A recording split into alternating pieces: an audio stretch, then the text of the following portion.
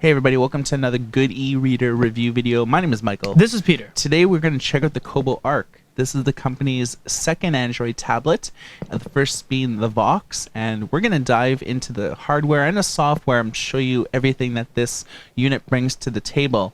First, let's take a look at some of the specifics. You're looking at a 7-inch display with a resolution of 1280 by 800. It's running on a dual-core 1.5 gigahertz processor in conjunction with 1 gig of RAM. There's 3 levels of storage options that are available. You have 16, 32, and 64 gigs. Wi-Fi is your internet access, and the battery life is a very respectable 10 hours. So Peter here is going to show you everything and everything. First thing I notice is these bad boys right here. Front-facing stereo speakers. I love it. Half the tablets more than half the tablets we review have them either on the side, the bottom, the back. I mean, this is just a breath of fresh air. Very nice screen. It's dipped down into the bezel, so it's not flush like the Amazon Kindle Fire HD. As I said, stereo speakers at the bottom. You have microphone, 720p, 1.3 megapixel camera, and a light. Nothing too crazy going on the left. Seeing that there's nothing. On the right, you have volume up and down, 3.5mm headphone jack. On the top, you have power button, status indicator light, and this thing right here is actually a little divot, so you can rip the back off and change the backings to different colors for customization and all that. And on the back, we have that quilted hard rubber backing, and as I just said, it is removable, and micro USB on the bottom.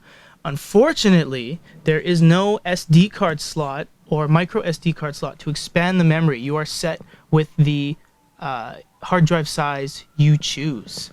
Yeah, this is one of the first devices Kobo has ever released that does not have expandable memory. So it's sort of the one con so far. Speaker quality is very solid. It uses SRS technology, so you could increase the bass and the treble, and during the software portion of this review, we'll talk all about it. So this is the main UI for the home screen for the Kobo Arc. As you can see, it's very unique. This is an ice cream sandwich build of Android, but Kobo has made it its own without creating like a closed ecosystem like you would find with Amazon Kindle Fire, or more particularly the Barnes & Noble Nook tablet line. You can see these directories here. These are called tapestries. So this is one of the default ones. You can see that you have all of your reading life as well as what you're reading at the time, recommended reading, taste profile, Kobo store, and library. Let's check out the library first. You can actually sideload your own books into the Kobo Arc. You simply just have to copy and paste them or use Calibre to send them to your device, and then you can press this and click import content, and it will import any book that you copy it anywhere on the device. So this is sort of how ebooks look. You can click in the middle here and have access to your fonts. Once again, there's a slider bar like we've seen on most of the e-readers and tablets that Kobo has released for much larger customization than, say, the Amazon, because Amazon only has about 8 levels of these A's you can press, whereas you have this entire slider bar which offers a little bit more flexibility. You also have Droid Sans Serif, publisher default, so not the largest array of font sizes, but most people will be fine with what they find on e-readers and tablets anyways. Yeah, this is actually a side-loaded book. So one of the benefits about it is that even with side-loaded books, you can still use the dictionary. You can do highlights. You can see that you can do it in different colors. So show us some of the options here. So we have all the nice colors. I think the iPad mini does this, which is really cool. We also have a little paper there, which will open up Add Notes. And you have your typical Android style keyboard. You can save that. And you see the notes will be there along with your highlight. Highlight that word. You can send it to Facebook. If you want to post to your wall, say something about this. Hey, check out this sentence or this Why paragraph. not? Let's share this stuff. There you go. You also see that it instantly comes up with a definition right there. So that's, you don't have to do anything to get that. And on the bottom, you have Wikipedia, Google, and full definition.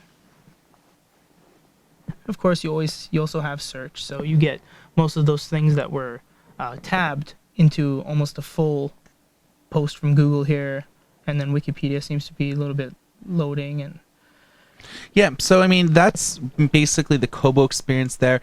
The same, it's sort of carried over to all of their Android apps. One of the new things that they introduced here is Taste Profile, and you can get personalized recommendations on that scroll bar you saw on the main screen.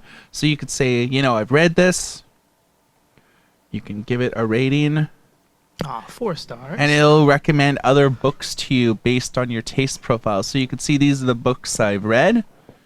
And these are a lot of the books that I have no interest in at all. Like Kate Perry. Yeah. I haven't read some of those books, but this is cool because this is a way that you can get personalized recommendations. And you can keep on discovering time and time again.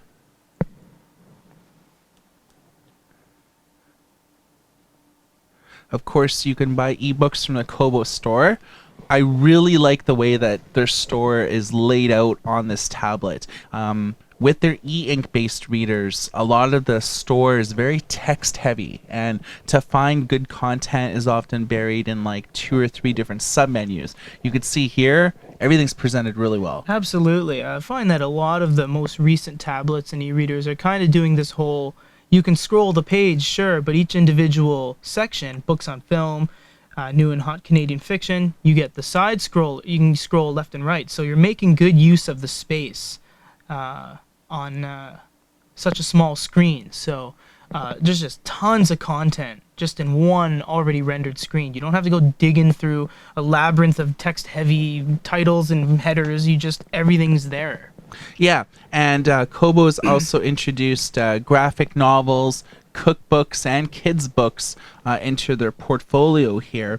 And a lot of the comic content is lacking a little bit, but all in all, that there's a lot of things. And of course, you can preview the book,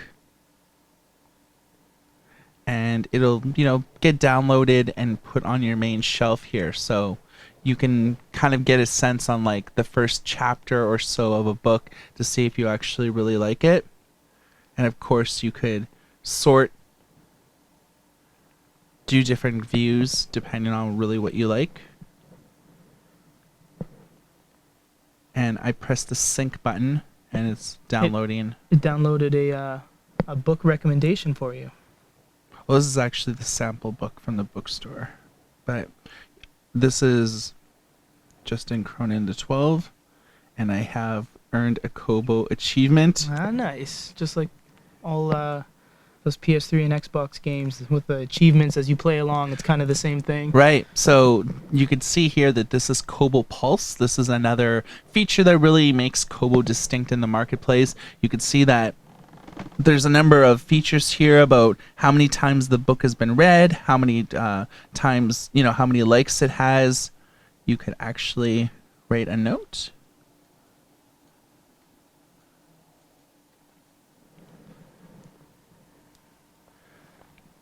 Good and book. It's added there. So this is our Facebook logo. I like Kobo Pulse. Of course, if you don't like it, you can shut it off. And you can see here a number of books that you can discover. You can click on it. Kind of a neat little pop-up.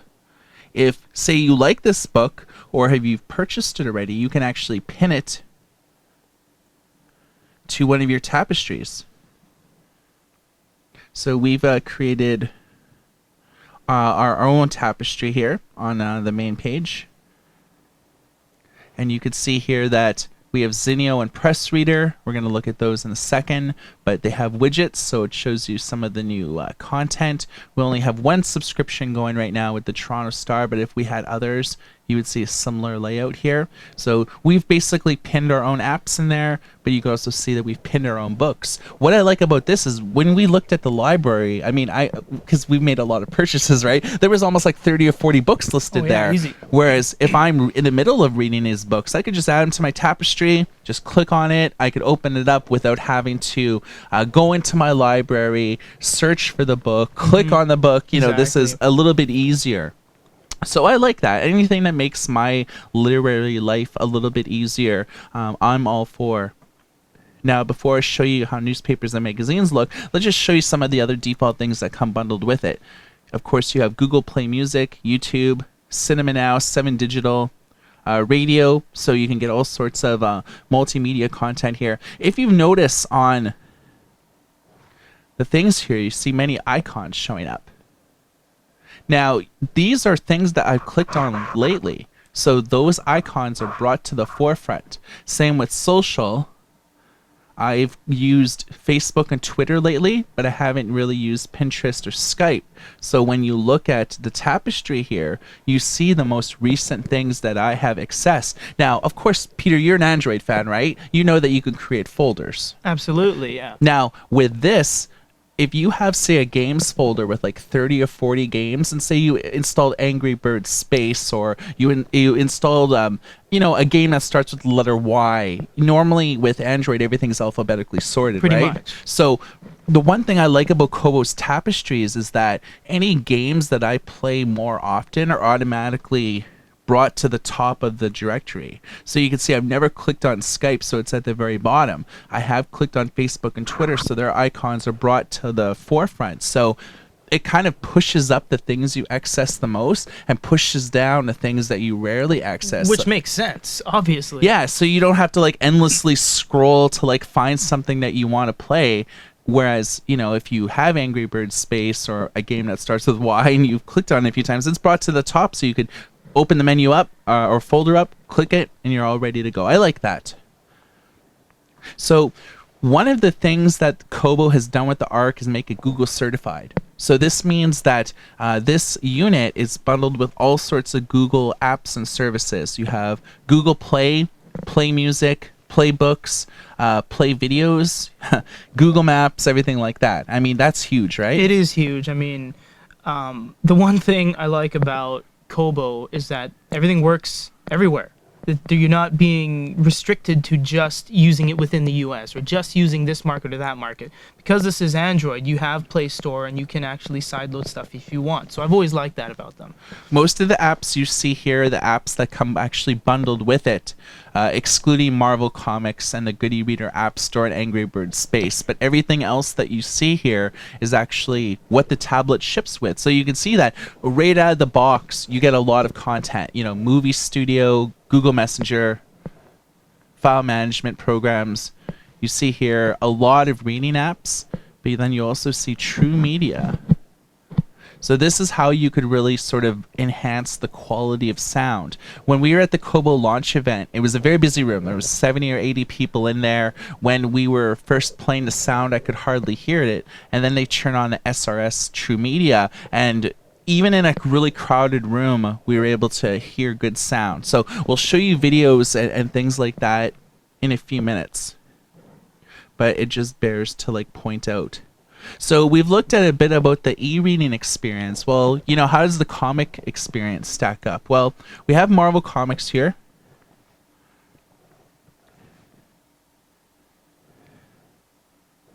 And that looks pretty good. Yeah. That looks really good.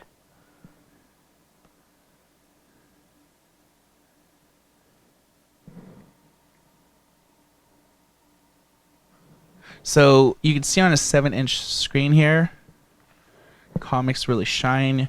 You can get the guided view technology if you want. Of course, you can pinch and zoom. Comics traditionally look really good on, portrait mode. Oh, that's how comics were made. They're always nice and upright. They're not really made like you are watching a TV screen where it's 16 by 9. It's more like a tablet is, like an upright, like a comic. Yeah. So, I mean, having Google Play will allow you to download DC Comics, Dark Horse, things like that. Well, if you look at a lot of other comic book e-reading companies like an Amazon and a Barnes & Noble, a lot of the times that they sell comics, they're not really giving you access to a lot of their competition. So with Google Play, you have unfeathered access to download comic book readers so you could sideload your own content, or you could easily install things like this. So that's how the comic experience looks. Now we're going to look at Toronto Star here. It's a newspaper. This is an actual newspaper. You see you have all the ads and deals and center pages and full page ads. There's a lot of ads. There's a lot of ads. There we go. Here's an, oh, look at that. Oh, Didn't mean for that to happen. How ironic. Yeah. Here's an ad here. I mean, a article. So one thing you can't do in a real newspaper is pinch and zoom, which is a very handy feature. You have some press and hold options there. You have Smart Flow, so you can flow everything into kind of a book. That's much more readable. Oh, absolutely. Than looking at a gigantic, huge newspaper page filled with size 4 font. You can, give yourself a little bit of a boost. Oops. You can press and hold to give listen, share, oppose, whether you agree with it. You have font size options, so you can, once you're in this kind of book mode, you can increase it a little bit. You can read the default font, or you can change it to something maybe a little more blocky rather than Times New Romanesque. Yeah, I mean, reading digital papers, especially if your eyesight is not great. I mean, a traditional newspaper, very small fonts. I know a lot of readers that have to read glasses. I mean, look at it right now. Yeah, but this does have features to really allow you a little bit more control over selecting the font, the size of the font, different sort of views and things like that. So this is Press Reader, and it's actually a local Vancouver company, Newspaper Direct, that actually runs all this. So you have newspapers in like 84 different countries. You literally have thousands of local and regional papers all over the world. Of course, you also have a Zinio here as well.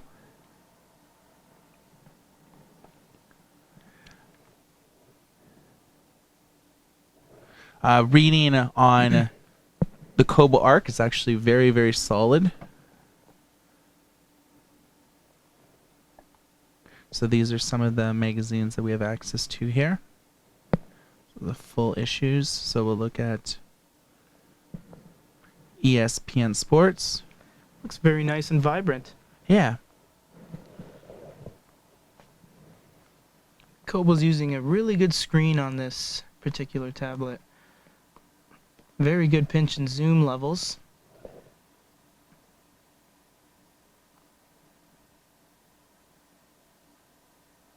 Doesn't look like you can long press on text. Get those ads, of course. Colors look great. Yeah, this is where the higher resolution really comes into play, where full-on pictures actually look pretty solid. So you could obviously buy and read a lot of content through there. And how about, now that we've looked at a lot of the newspapers, magazines, and ebooks, let's see how gaming works. Angry Birds Star Wars here.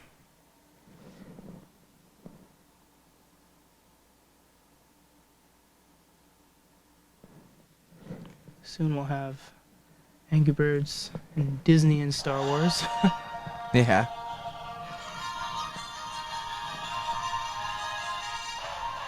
Sound quality is actually really good.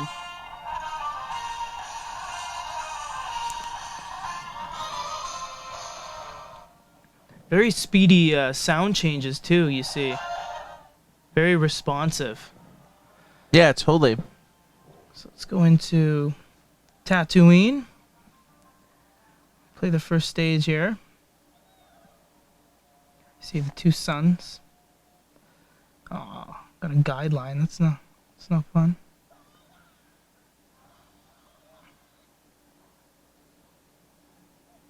Hopefully it broke enough stuff.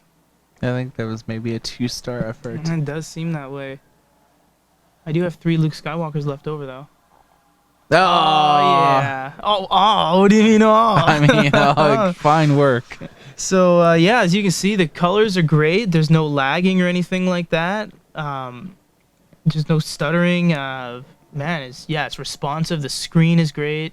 I like the feel of the screen too when you're, it's not too sticky, not really dirty or anything, but I mean, a lot of them have super high grip. Like I know the Barnes & Noble Nook tablets are kind of a really sticky screen, but no, this is great. Yeah, I really like it.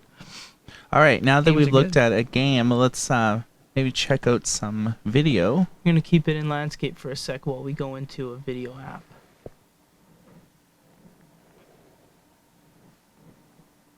And we'll just look at a quick trailer just to look at the video here.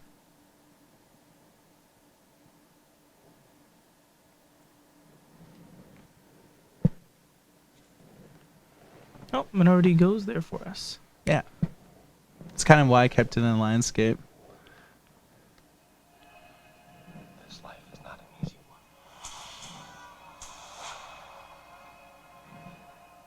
I've made enemies. Reader settings, everything is still open.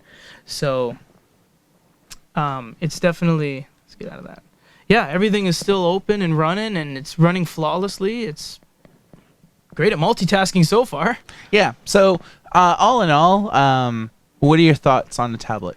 I think I really like the fact that I think I said earlier that it works in Canada. We've had so many people talk about, oh, I love the Amazon Kindle, but it doesn't work in Canada with Amazon Prime and all that. And Barnes & Noble, Nook HD and HD Plus can't get anything outside of Canada outside of the USA for the most part. You have to be within the US just because of the whole geographical restrictions, and it's just, it's really good to finally see an upgrade from the Vox that we've previously reviewed from Kobo to this one. This is a really great tablet. The screen's great. It looks good. The speakers are on the front. About time. All in all, it's a great package. It has cameras. Absolutely love it.